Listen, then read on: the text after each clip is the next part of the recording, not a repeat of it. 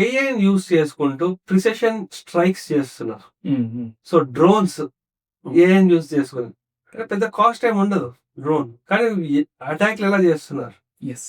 Middle east లో Israel కి Gaza strip మీద అప్పుడు వాళ్ళ ఇరాన్ వీళ్ళందరితో వార్ జరిగినప్పుడు కొన్ని వేల డ్రోన్స్ వేసి పడేశారు. అవును. కానీ వీళ్ళకి ఏంటంటే వీళ్ళకి ఐరన్ డోమ్ అని ఇజ్రాయెల్ వాళ్ళకు ఉంది, కానీ ఒక్కొక్క ఐరన్ డోమ్ కి ఎంత ఎక్స్పెన్సివ్. అవును. ఈ డ్రోన్స్ రావడం చీప్.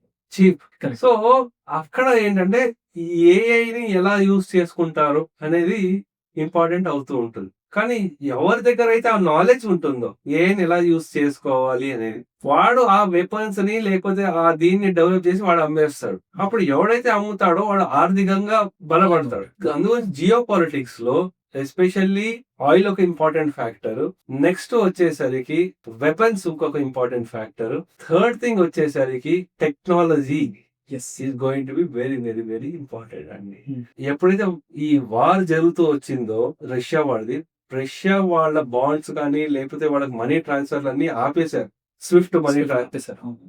సో వాళ్ళకి ఎలా హ్యాండిల్ చేయాలో తెలియలేదు. కానీ మనకు ఒక యూపీఐ ప్లాట్ఫామ్ ఇవన్నీ ఉన్నాయి. So we should be ready for that. వాళ్ళకి ఒకవేళ అలా జరిగినప్పుడు ఆపేస్తే ఏంటి పరిస్థితి. ఇప్పుడు అమెరికా వాడు సపోజ్ గా గూగుల్ ని మొత్తం ఆపేసిండు అనుకోండి, లైక్ మొత్తం డిస్టర్బ్ అయిపోతుంది. అంతే. So even I think Microsoft వాళ్ళు ఒకటి చేసినట్టున్నారు. అది అంటే Yeah, వాళ్ళు yeah. బై యాక్సిడెంట్ చేశామన్నారు గుజరాత్ లో ఒక కంపెనీకి. అది యాక్సిడెంట్ కాదు, ప్రాబబ్లీ అన్ ఎక్స్పెరిమెంట్.